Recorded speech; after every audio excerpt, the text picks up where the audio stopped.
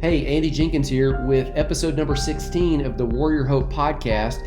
And here, I hope you saw the picture, the screen grab that we put there every time when we're introducing the podcast. This one was of Rambo. Now, I couldn't talk to Rambo, so what I did is the next best thing, and I spoke with my friend Scott Landreth. Now, Scott is Rambo's owner, master. Scott served in the U.S. Army from 1975 until 1982, and straight up, here it is. Due to the classified nature of many of his missions, he can't tell you or me a whole lot other than he was stationed in several stateside locations, as well as Greece, Germany, and several other undisclosed places. Now, I met Scott when he walked through the doors of one of our meetings, one of our Centers of Hope gatherings. Did that with Rambo. By the way, if you're looking for those meetings, we've been doing the Zoom meetings online since the entire quarantine and COVID kind of ramped back up in the summer. And that's something that even when we're doing in-person meetings, which is how the entire thing began, we're going to continue doing that. And so I'm going to put a link down in the show notes where you can just kind of look and find a Center of Hope. If you or someone you know that's a veteran is looking for a place just to connect up and get some tools that are going to empower them to find healing from the past and hope and a mission going forward into the future. Anyway, Scott walks through the doors of one of the in-person meetings and he comes in with Rambo, the service dog that's in the picture. Scott acquired Rambo after, I think it was about 4 decades of living and enduring traumatic brain injury and post-traumatic stress all on his own. Now, briefly, the difference between those is post-traumatic stress is an emotional, mental wound. It's internal. Traumatic brain injury is actually a physical wound. And often, traumatic brain injury will be accompanied by post-traumatic stress because, a wound that damages the brain, you got to think, that had to be something big. That had to be something you endured. It could cause post-traumatic stress. They're two different things. They often accompany each other. We talk about that in the book, Warrior Hope. I'll put a link down to that in the show notes too, so if you want more information, I'll put places where you can find that. Here's what Scott says.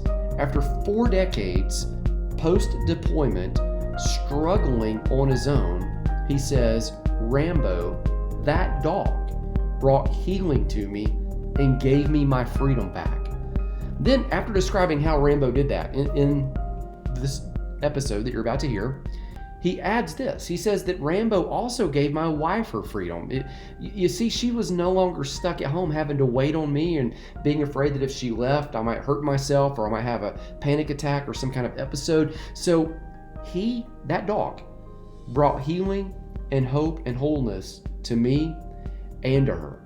And listen in, because Scott's actually going to say this. Rambo is like an extension of me. He and I are really one person. And this is why you don't just go up to a service dog and pet the dog any more than you would just go up to a human being and pet the human being. You know, you greet the human, you shake the human's hand, but you don't talk to the human's appendage or to you. You're going to make complete sense of that as you listen to this story. So in this episode, we're going to talk a little bit about Service Dogs of Alabama, what service dogs do, how to get a service dog if you need a dog or someone you know, how to apply and go through that. It's a lengthy, detailed process because the things the dogs can do are absolutely phenomenal. We're going to talk about what it means to have an animal that can read your mood, that can know when and how to get your back, like get behind you, or soldiers, warriors would say, veterans would say, get your six. How you could have a dog, and what it means to have an animal that can awaken you when you're sleeping and having a nightmare. What it means to have an animal that can handle dozens of tasks that you might not be able to do yourself, like something as simple as reaching down and picking up a business card or opening a door. What it means to have an animal that can understand which people around you are safe and which ones aren't. Now, that said, without further ado, let me let you meet my friend, and maybe his dog's there present. I don't think the dog actually makes a cameo bark. Scott Landreth and Rambo. All right, so I'm here with my friend Scott Landreth. Now, Scott has a unique distinction in that every time we do the Centers of Hope meetings, Scott always has this guest that gets more attention, not only more attention than him, but more attention than anybody else in the room. That guest is always Rambo. That is his dog that always comes in there. Scott, tell me about Rambo really quickly. Can you hear me okay? Yes. Rambo has been fantastic. We just celebrated our 4th year together. Okay. And Rambo is for mobility assistance. He's also for fall alert, PTSD alert, seizure alert, night terrors. He picks He's got like items. 5 or 6 different things there. Yes. And he picks up items for me to keep me from falling. And opens and closes doors. He'll even give me the clothes out of the dryer. Oh, wow. Okay. So it sounds like Rambo is kind of, for lack of a better term, he's part therapist, part scheduling reminder, part executive assistant, part pal, part, fill in all these gaps. What kind of dog is Rambo? He is a chocolate lab. Okay. Chocolate lab. Mm-hmm. Now tell me about this. When you first came back from deployment, you did not have Rambo. And no. Let's talk about what it was like post-deployment when you came back with no Rambo. And then what I want to do is, after we kind of explain to everybody what that was like, maybe talk about what led you to acquiring Rambo, and then what the difference has been since then. So okay. Take me back, from deployment. Tell me where you were deployed and what it was like when you came home. I was overseas. I was in a classified high explosives unit. During that time, we had a corporate mission, and I ended up with a TBI, traumatic brain injury. Okay. At that time, it was back in the mid-70s when all of this happened. A lot of people didn't understand the PTSD back then, but with the TBI created seizures, and I ended up being medically discharged. Coming out of the service, it's really hard because when we're in the service, we always have that one person we know has our back. Yeah. We know that person, we trust that person. And when we come out from deployment, we don't have that person. I have that person in Rambo. He turns around and he will let me know what's around me, what's going on around me.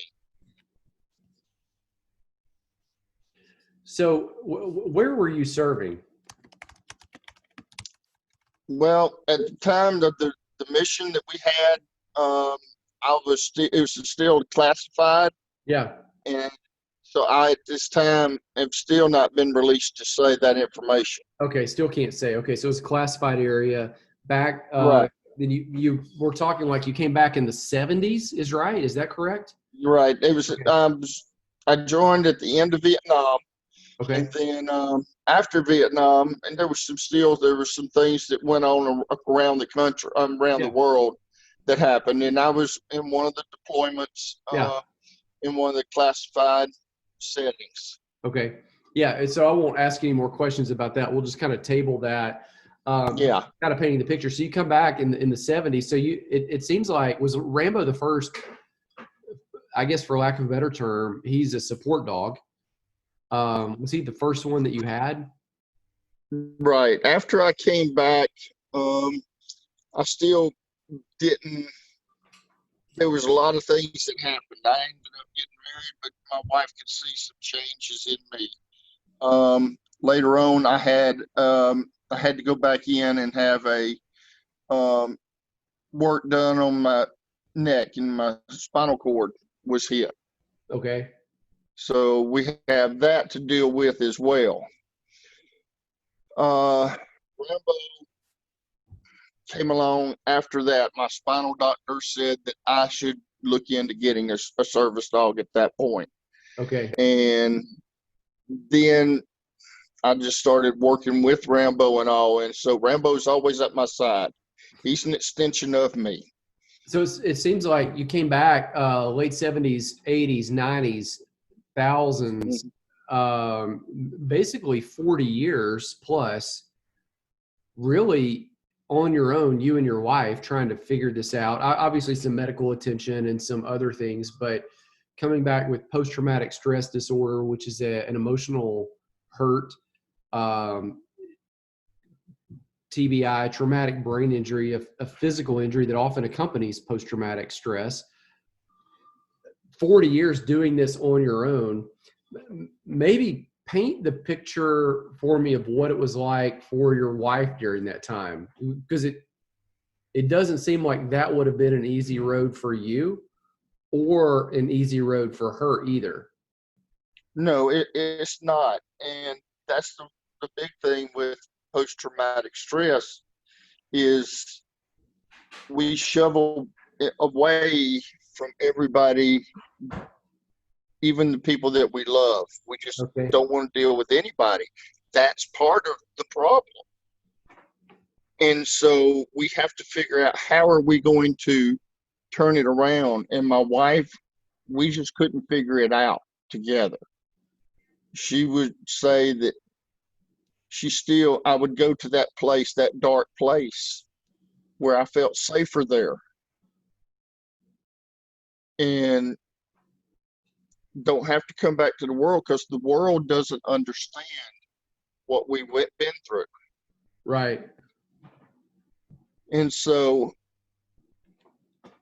we missed that partner that we had in the military that always had our back.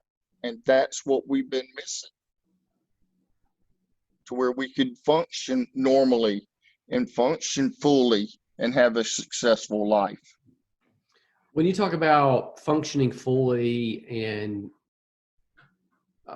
functioning successfully, what are some of the things that maybe you experienced when you're back home after deployment that the average person that's not been deployed, not been to war, just the average person that's every week working 50, 60 hours, working a job and going to Little League and taking care of their family, doing all the amazing things that we get to do being in a free country because we have a strong military that defends and protects and looks out for us, even in times like you were deployed in a place that's classified that we didn't even know you were working on our behalf. So right. I guess my question is, what are the things that people that benefit from that enjoy the freedoms because of that? What are some of the things that maybe you experienced when you came back that we would not recognize, but once you explained them, like it would help us understand more of what you're talking about? Well, people do not understand. The military has its own way of doing things. Okay. And when we come out, we're so used to that way of doing things. And it's a different language. It's totally different world. And people don't realize that when we come out, we try to function. And people don't realize that we're there and we did our job. We did it proudly. We loved it. But they were safe because of what we did. But on the other hand, people say that they understand when they really do not understand the full story. That's the hardest thing, is people saying these false sentences of, we understand, we know where you've been, we know what you've gone through, when they do not have any idea of what the average military person that's been in a combat zone has gone through. Yeah.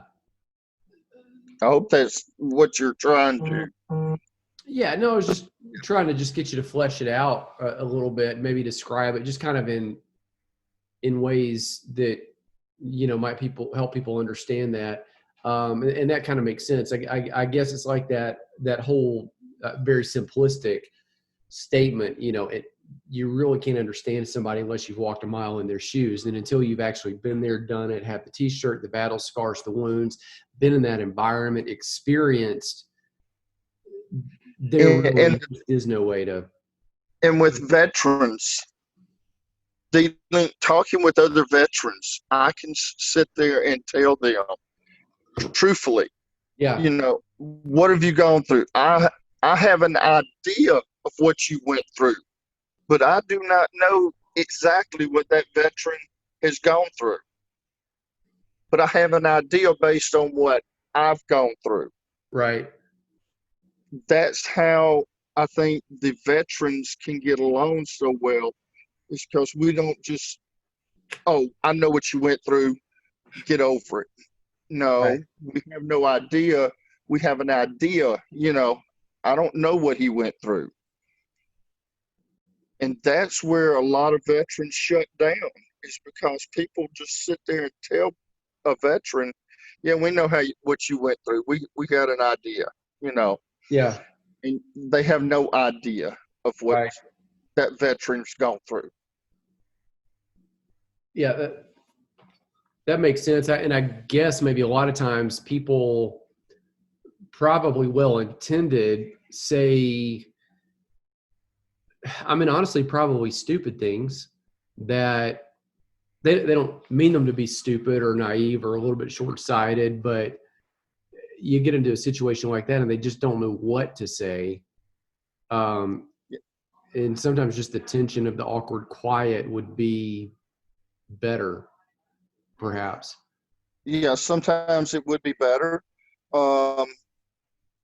because you don't know what you're trying. You're taking a veteran and pushing him down further by saying, you should be okay because I have an idea. I know what you've gone through. Yeah. And they don't. Yeah. I'm okay, boy. I'm I sorry. figured, Rambo's alert. well, I mean, well, we can bring that up. I mean, now if he's reacting, because I remember one time we were in the Centers of Hope meeting, which Centers of Hope, for people that are listening, is that it's the weekly gathering where we teach through the Warrior Hope curriculum. I'll put a link to that in the show notes here. That's where I met Scott and Rambo. Scott came in one day with Rambo. Of course, Rambo was completely welcome there. He's a service dog, and I remember you were talking, Scott, and whenever we would watch, we had these little video testimonials of other veterans that were talking about whatever topics were related to the lesson that evening. And some of those, you know, the veteran that's giving kind of his story in this 4 to 5 minute video clip, it would be very emotionally charged. And some of you guys and gals who are veterans, you would resonate with that in a way because you'd walk that same terrain. And I remember one night, Rambo, he kind of perked up and jumped up, and whereas he had been laying down in kind of this relaxed space, he jumped up, put himself against you sideways, standing on all fours, and I saw it. And then after that video, we were all talking, and he laid back down, or kind of, I guess, reclined. Mm-hmm. And Right. as you started talking, he perked back up and nestled up against you again. And I remember I asked you, I was like, what's he doing? And you said something like, well, he's kind of reading me and he's checking on me. And you seemed completely fine. There was never an instance where you seemed out of control, where you seemed overly emotional, where you seemed like you might lose it. And I actually said that. I was like, well, you seem fine to me. And you said, I know, but Rambo is so in touch with me that he's just checking on me. And he's just, hey, you okay? And Yep. talk to me about that. He is, when they're trained for PTSD, they're trained for commands, but then they go on emotion. Okay. So if my anxiety level starts going up, he immediately comes, if I'm sitting down, and stands up and puts his head on me. He does things that he's normally doesn't do to get my attention, Okay. to help me break from that I'm concentrating on, or that place that Yeah. I'm going to, into where I focus on him, and then he keeps me from going to that place. So it's kind of like a little kid just kind of yanking at you going, hey, look at me. Is that? Yes.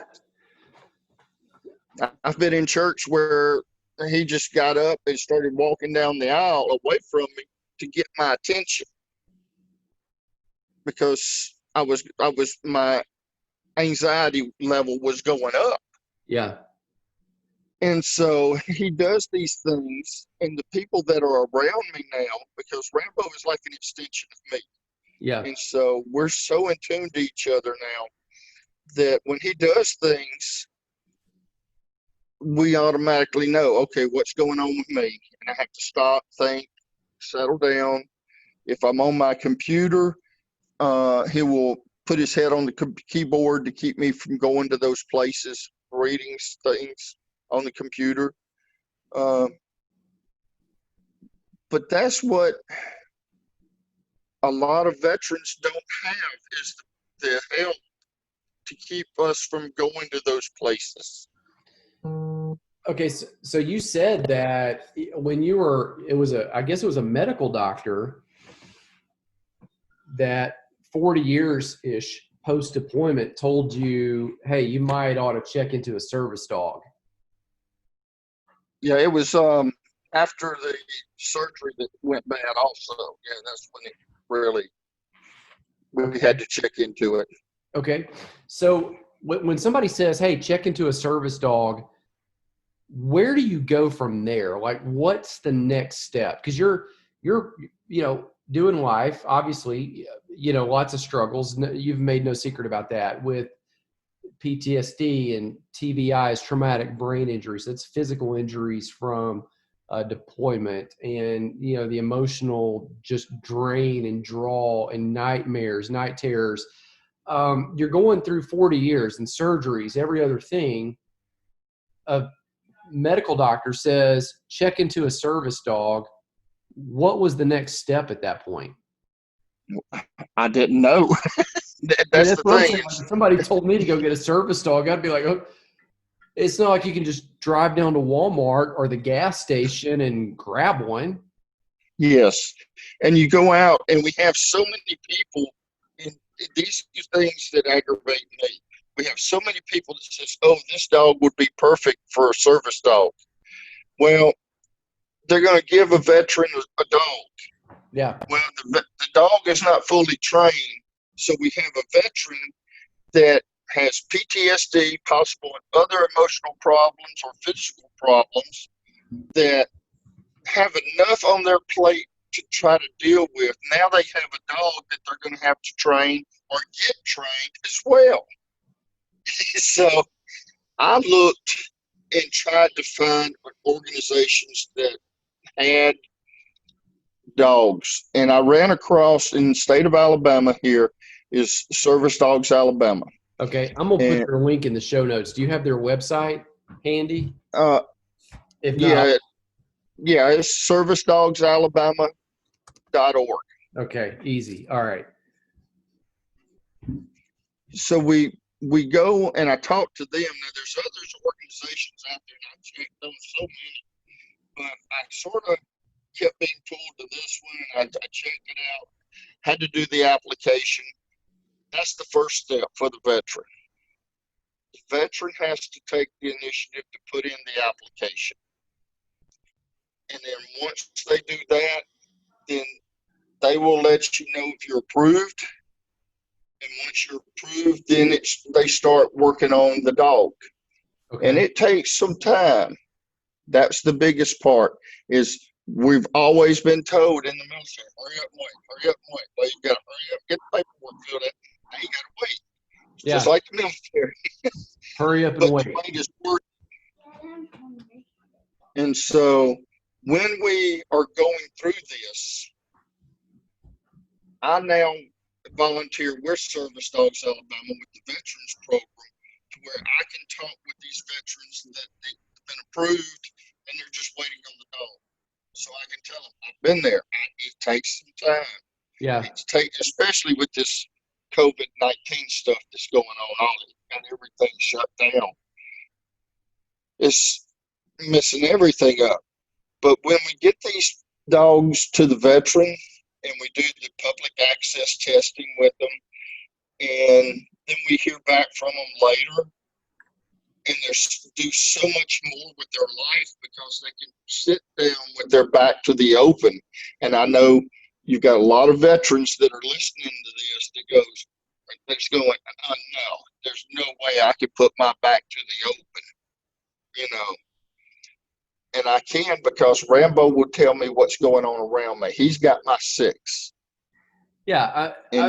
So let's go back. I've got some other questions related to that, but how long did it take you from the time you find Service Dogs of Alabama until the time that you meet Rambo? Not until the time that he comes home, but until the time that you meet him. So you put in the application, and then it takes approximately, right now, it's right at 2 years. Okay. So that to meet the dog, or to get the dog into your home? Yeah. To meet the dog. Meet the dog. Okay. And then usually when you're meeting them, then you're there with them from then on. Okay. So you talked about this public access testing. So I guess Service Dogs of Alabama trains these dogs specifically because, your dog, Rambo, I've met a couple dogs at the Centers of Hope, actually. Some of the dogs can wake guys up from night terrors. Some of the dogs know to lick the veteran's hand when he's having a nightmare. Some of the dogs know that he can't lick the veteran because whatever sensitivity he has because of skin, because of past injuries, that he's got to just nestle against the sheets or a shirt or something. I mean, like, they're highly specialized. Like, it's not just any dog can go with any person. Like there's which is what I would have thought initially. Like a drill is a drill is a drill. A hammer is a hammer is a hammer. A service dog is a service dog is a service dog. But that's not the case at all. No, and that's what I really enjoy working with the veterans, because I sit there and tell them, I'm a little bit different than you. I have an idea of what you've gone through, but what you've gone through, the dog is going to be for you, and it's trained for what you need, not what I need. Basic commands are pretty much the same, but as far as, we have some dogs with Service Dogs Alabama have trained them to where when the person stops, the dog automatically turns and watches behind them. Yeah. To make sure nobody comes up. And that gives that veteran more power to go out and do things and not have to worry about it. That's the person that's got his back. Yeah. They're each very specialized in their training. The person has to, when this application is everything, the doctor fills out stuff to say exactly what they're needing to be done. The veteran has to say, this is what I'd like for him to be able to do to help me more fully. And in my case, I had a list. I wanted this dog to do everything but make me coffee in the morning. And they called me and they said, wait a minute. You're talking about this dog with clothes and taking care of Yeah, laundry. Yeah. yeah. And I'm like, and they said, wait a minute, Scott, you got to cut down the list a little bit. You're not going to get the dog to do all this. The dog's not Well, going to be able to drive the car.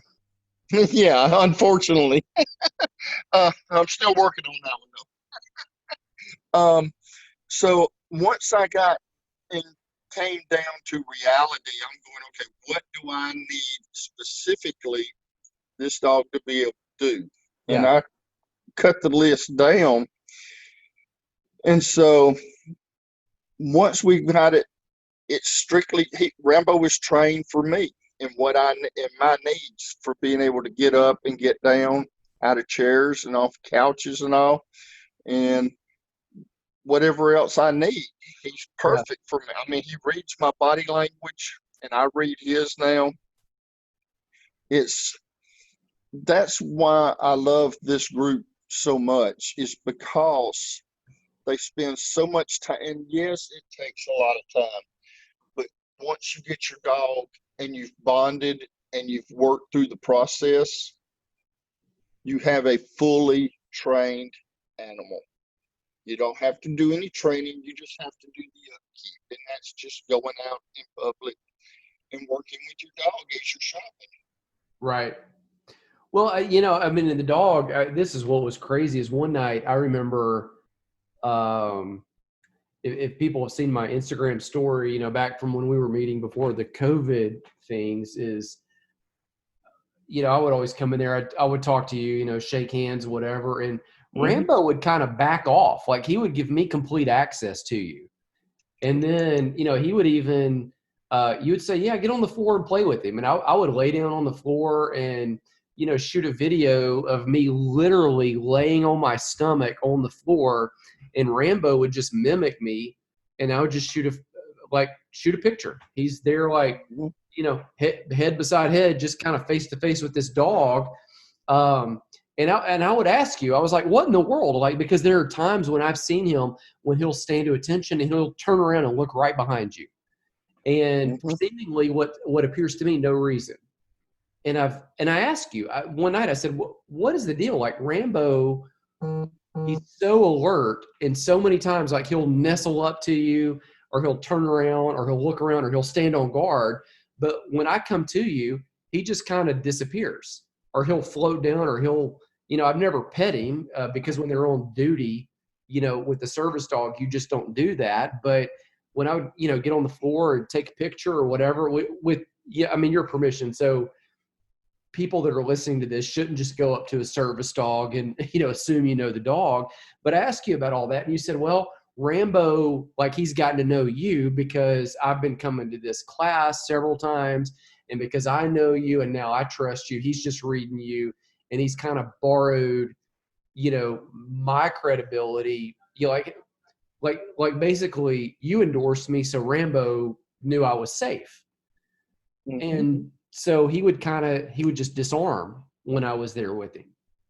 Yes, I would give him a short command, and he immediately knew that, okay, it's time to focus on you, that somebody else is going to be interacting with him other than me. Yeah. And so It's astounding, like that they would be that in tune. yes, But yet, and if there was a threat, go ahead. It's the same way we have to walk, and a lot of people don't understand why we have to keep them on leashes. Yeah. Well, it's a law to keep them under control unless that hinders the dog's actions from helping in what they're trained for. But that leash actually, if you look at it a different way, it's like an extension cord to where it's plugged in to Rambo and I. And if he turns his head and my arm pulls a certain way, I know to look down and what is he trying to tell me? We're that in tuned.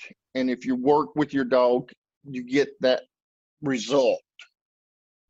And so, yes, all I have to do is give him a 2-word command, and he immediately knows that someone besides me is going to interact with him in some manner. Yeah.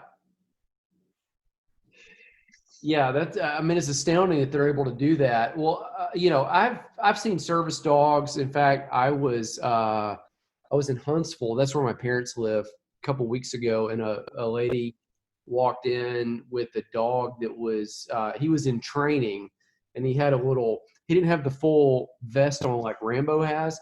He had more of something that looked kind of like a cape, and it just said "Service dog in training. Don't pet me" type thing. And Hmm. I asked her, about him, and her and her husband, yeah, they were very kind and gracious, and they apparently take dogs in their home for 9 to 12 months at a time and interact with them, and said, yeah, it's really hard to give them up, but they start off with nothing and they graduate to that little cape type of vest, and then at some point they get a full work vest, almost like they're corporate employees and promoted and that sort of thing. um, but she said, yeah, a lot of people, they don't realize, and they want to just walk up to these dogs and pet them because they're so well trained and kind. What is the proper, for people that are listening, response to a service dog? Like, how should you respond to a dog? Do you ignore the dog, or do you? Ignore the dog, especially if there's a team like Rambo and I. Okay. Uh, if we're out in public, Yeah. it's better. A lot of people try to talk to the dog, and what they're saying to the dog is actually they're trying to talk to me. Okay. And I'm like, speak to me. If you want to talk to me, talk to me. Yeah. Rambo's there doing his job. He's a medical piece of equipment, you know. And so ignore the He's a and medical equipment. ignore the animal Okay. because he's a medical piece of equipment. You wouldn't stare at somebody's wheelchair. You wouldn't stare at somebody's cane and have a conversation. And Okay. so, All right. So it, even though you have this strong emotional attachment to the dog, which I've seen. I mean, like, he's a really close friend of yours. mhm, For other people's purposes, he's basically a crutch or a cast or uh, a wheelchair. yes, Okay. I mean, that makes sense. Which I guess is how I would have treated him until obviously I asked you about the dog, because you get there early and we talk, and then you've told me several times, oh yeah, like, yeah, just say hello to him, and I mean, which is very different, because I'm not a stranger at that point. Like, that's very different than the first time you would approach. So ignore the animal is what you're saying. hmm Okay. Talk to me about this. I imagine that and this is in your YouTube video, that I'll put a link to that in the show notes from uh, YouTube for people to look and learn more about you and Rambo. I imagine that when Rambo freed you up to do things that you couldn't do before.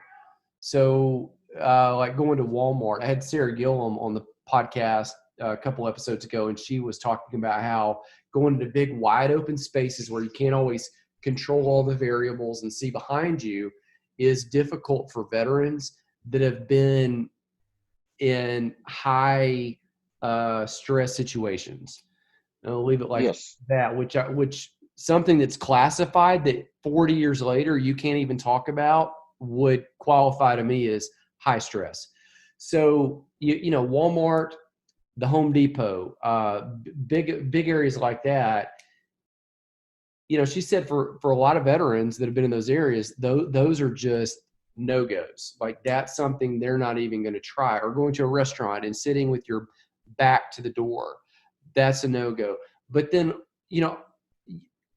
all of a sudden you got this dog and you're able to go to the grocery store, which in hmm my mind means that probably it doesn't just free you up, but for a while and correct me if I'm wrong here, it seems like your wife was probably having to fulfill the role of spouse, loved one, romantic partner, best friend, and do for you all of the things that Rambo now does. and more.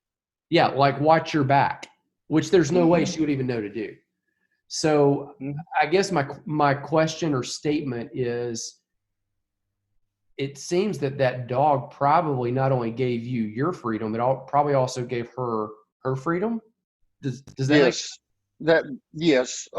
Receiving Rambo, and by the way, he also blocks. So when we go into Walmart, we go down an aisle, he will automatically look down the aisle to make sure nobody's coming at me from my blind side. okay? He looks at every aisle. If we're in a mall, Yeah. he goes into the doorway that we're passing, walks it so nobody come, and then he gets back beside me. Okay. So he blocks people from coming at the side from me blindly. Yeah. Um, but when receiving Rambo and everything that he does, I mean, I've had to wait in parking lots when I finally got my license back. If I dropped something, I'd have to wait for somebody to pick up my keys. Now Okay. that I've got Rambo, if I drop something, boom, he reaches down and picks it up, even a business card. Okay. People are Oh like, wow. wow, you know, but and I've gotten in trouble Yeah. before because I say that I trust Rambo more sometimes than I do my wife. And it's hard, and she understands that he's always here with me. We're always together unless I'm having some sort of medical procedure done, Yeah. and he's not allowed to go into operating rooms. But other than that, um, to see to get people to understand there's life. If you trust the dog, like you trust that person that was with you in the military, and you've worked with him, he will take care of your back. And so you got the the relaxation, and I'm still nervous. Everybody will always be a little tense going into these areas, but you're able to relax a little bit more because he's going to watch things that you might miss. Right. Yeah. That makes complete sense. And I think, one of the things that's been beneficial for me is, you hear this. I'm almost embarrassed to say this because I actually write a lot and teach a lot about emotions and emotional health and emotional wholeness. And when people talk about emotional support animals, it seems to be one of those things for a while that just kind of seemed, again, it's embarrassing to say, but years ago it just seemed kind of laughable. Yeah. But once you actually pull back the layers there and understand, okay, there probably is some validity to some emotional support of animals, which I don't understand. I don't have education or experience or haven't read much in that area. But when you start seeing what animals like Rambo can do, that they really become your hands in certain situations, picking up things that you couldn't pick up, retrieving things. They become kind of um, your rear guard, Mm-hmm. kind of checking out things Exactly. behind you that you couldn't even see. um, Even kind of your forward guard, walking ahead of you down the hall, down the aisle, kind of taking a look real quick to make sure. And that emotional thing, like well, I've seen him again when we're watching a video and it seems to be getting to be emotionally tense when he just kind of taps you and checks you like, hey, are you okay, or do you need to reel it back in? There's Mm-hmm. so much depth to the scope of what. I mean, it's kind of astounding that somebody figured out animals can actually do this because they function like high functioning adult humans that are highly educated. Yes. Well, as we sign off, what is maybe one or two things that you would want other people to know about Rambo or about service dogs or about getting help? Anything that you would want to say? Number one is if a veteran is in the state of Alabama Yeah. and they are looking for possibly looking at getting a service dog, I would highly recommend getting in touch with Service Dogs Alabama. They Okay. have their website. They up there it has a veteran tab. Pull down, print off the application, and go through the process. They have to take the first step. That's our biggest problem, is the veteran doesn't take the first step. And they have to. We can't help them until they do. Yeah. And once they're approved, then usually the head trainer or one of the other people will get in touch with me and let me know who they are, that they need a home inspection, because they are required to have a home inspection. It's just to make sure that their house is child-proof or puppy-proof, and to let them know the different things that they're fixing to be involved with. Let them know that the people, when they see a service dog team, if they're talking, just ignore the dog. If the dog does something suddenly, it's because he's communicating with the person, and just sort of ignore those things because there's a communication going on. I would be more than happy to help any veteran in the state here through any process. Yeah. That's good. There's people, there's yourself and others that are out there that we're willing to help these veterans. And all they got to do is contact us, and we're here for them. We'll help them through the process. I'll help any veteran through the process of getting on the list and everything, and filling out the paperwork, whatever they need, Yeah. Well, that's quite gracious. What I'll do is we've got our contact information here at Crosswinds in the show notes there below as well. And so what I would say is if you are a veteran and you're looking to get in touch with Scott, reach out and we'll pass you through. And I've put the link to Service Dogs of Alabama in the show notes. They also have a Facebook page and some other social media contacts there. Scott, you're on Facebook, so they can find you. I'll put a link to your profile there to where they reach out to you. They can do that, and you can kind of see what they're wanting before you accept that request or whatever. But that's very gracious to reach out there. We've also got your YouTube video in the show notes where people can look and they can figure out more information about you and Rambo uniquely. Man, I would say this. Thank you so much for, first of all, for your service. And you hit the nail on the head. There are things that you have had to go through on our behalf that enable us to do the things that we do now that there's no way we could understand or even comprehend if somebody even explained it to us. And, for every person story that we hear like you, I know there are literally hundreds and thousands of others who have walked the same terrain and have a slightly different story. And so thank you for everything that you've done. Secondarily, thank you for sharing this information and being so honest and transparent about your story and about what the journey has meant for you and where it's taken you, and for offering others what may be a light at the end of a very long, dark tunnel that may help them with looking out potentially for a service dog. My final question, I guess, is if there are people that need the service dog, is there a medical requirement or is that all covered in the application process? There is now service dog, there's differences real quick. Emotional support animals are mainly for group of people where they bring joy to a lot of different people. Therapy dogs or a group of people. A service dog is trained specifically to perform tasks for a single individual. And you have a task dog. Yes, I have the task dog. He performs multiple. I mean, he's got about 30 things that he does for me. Yeah.